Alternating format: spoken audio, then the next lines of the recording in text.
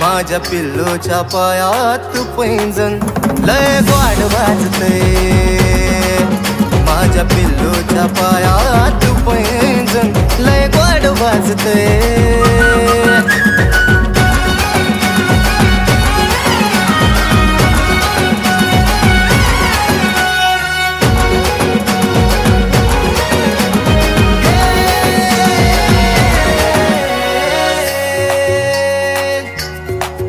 ती सुगंधी फुलावरचं फुल पाखरू